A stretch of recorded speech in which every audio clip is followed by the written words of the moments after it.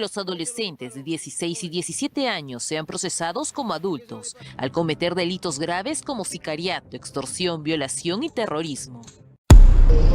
Carrillo no con todos menores de edad, ¿verdad?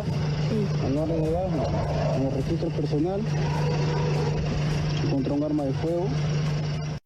Tenía 15 años y enseñaba orgulloso su juguete preferido, una pistola de 45 milímetros repleta de balas, lista para hacer lo que mejor sabe, según la policía, matar por encargo.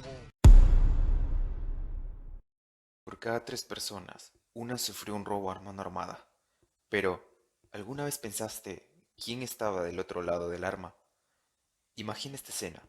Un joven de 15 años con su uniforme del colegio, detenido por robo agravado. Estas son las palabras que dijo. No nacimos delincuentes, solo luchamos por sobrevivir. Entonces, ¿fue víctima o culpable? Vivimos en una sociedad rápida para señalar pero lenta para entender. Cuando un joven cae en la delincuencia, lo primero que hacemos es juzgarlo. Lo llamamos criminal, delincuente, peligroso. Pero rara vez nos detenemos a preguntar, ¿qué historia hay detrás de este rostro? En el área metropolitana, los primeros 3 meses del 2024, la Policía Nacional del Perú detuvo a 125 menores infractores, el 23% de ellos portando armas de fuego como armas blancas. Y aquí me pregunto, ¿alguna vez viste a algún familiar robar? Aquí pensemos un poco. Todos hemos robado alguna vez. Aunque no hayamos tenido conciencia de ello, lo hemos hecho. ¿Existe un factor familiar que incremente este fenómeno de delincuencia juvenil? Hola a todos, ¿cómo están? Esto es Sin Futuro Fijo, el espacio donde desentrañamos los factores ocultos de la delincuencia juvenil. Entonces, la delincuencia juvenil no surge de la nada. Es un fenómeno que, como una tormenta, va formándose con pequeñas gotas. Primero puede empezar con el abandono, luego le sigue la pobreza, la exclusión, el silencio quizás, y otros aspectos aún peores.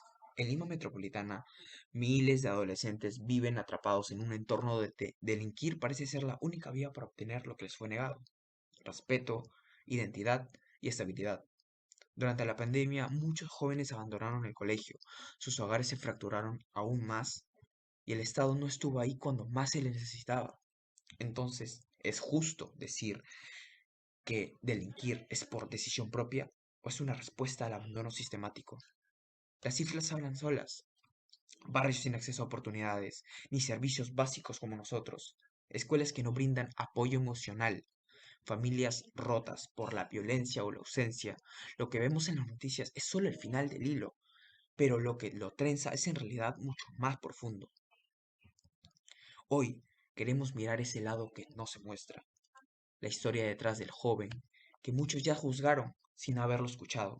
Queremos cuestionarnos, entender y sobre todo no repetir el mismo error de siempre, señalar sin conocer la realidad completa. Un informe del Ministerio del Interior en el año 2023 muestra que más de 3.500 jóvenes se vieron involucrados en temas delincuenciales en todo el país. Lima, con un 37% de esos casos. Eso no son simples estadísticas. Hay historias truncadas por las indiferencias. Muchos de estos jóvenes comparten que abandonaron el colegio antes de los 15 años y provienen de hogares que lamentablemente fueron marcados por la pobreza, negligencia y violencia. Un estudio de la Universidad de Lima muestra que el 52% de estos jóvenes no mostraron en sus centros educativos una orientación psicológica ni emocional. Si esos sistemas fallan en detectar a tiempo este silencioso dolor que aquellos jóvenes llevan, ¿cómo sorprendernos que esto se transforma o que tome forma de un delito? No se trata de justificarlos, sino de comprenderlos. Buenas, soy el alumno Renato Gómez y les voy a hablar sobre los principales factores de la delincuencia juvenil. Para comenzar les voy a decir que vamos a hacer un pequeño resumen de los factores y unos pequeños ejemplos, porque no vamos a profundizar tanto, eso se va a realizar en el siguiente video. Bueno, para comenzar, uno de los principales factores es los problemas familiares. Si un joven no tiene buenos valores familiares, hay por ejemplo violencia familiar, los padres no son unas buenas imágenes a seguir, obviamente no va a tener valores desde casa, va a estar mal inculcado y eso puede acarrear muchos problemas. Luego, uno de los factores, por ejemplo, es la exclusión social. Si un joven se siente excluido de ciertos grupos sociales, obviamente va a seguir buscando otros en los que probablemente se sienta más aceptado, hasta respetado. Y en esa búsqueda puede llegar a encontrar grupos sociales malos, por ejemplo, una pandilla que le puede inculcar malos valores y le puede llegar hasta el camino de la delincuencia. Luego, otro factor también muy importante es el factor de educación. Si un joven no tiene buena educación, obviamente no va a tener buenos valores, no se va a desempeñar bien como persona, y al no tener estudios también se le van a cerrar muchos trabajos, no va a tener una buena fuente económica, y ese también es uno de los problemas que vamos a tocar ahorita. Por ejemplo, el problema económico. Los problemas económicos son muy importantes porque muchos de los jóvenes llegan al camino de la delincuencia debido a que no tienen economía, no tienen dinero, no tienen con qué ganarse su día a día y por eso buscan la delincuencia, robar el dinero fácil, entre comillas, para suplirse de ese dinero que les hace tanta falta. Y luego también uno de los problemas muy grandes son los problemas políticos. Por ejemplo, las políticas actuales no ayudan prácticamente a los jóvenes a eso. Se fija más en castigar al joven que a reivindicarlo. Y también si hay políticas que apoyan a esto, por la mala administración del mismo Estado, no se realizan efectivamente y no tienen ningún cambio. Ahora que conocemos cuáles son los factores que más influyen, es importante entender cómo se combinan en la vida de muchos jóvenes, ya que no solo se trata de una mala decisión, sino de un entorno en el que muchas veces son empujados en esa dirección. Por ejemplo, un joven que crece en un hogar con violencia o falta de atención, que además vive en un barrio con pocos recursos y sin acceso a una buena educación, tiene menos oportunidades de desarrollarse de manera positiva.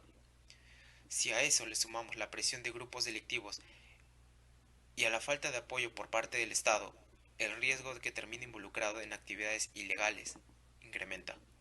¿Qué podemos hacer, tú, yo, todos, para cambiar esta realidad y ayudar a estos jóvenes a tener nuevas oportunidades?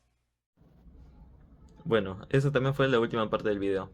Y para el siguiente video vamos a profundizar más acerca de los factores.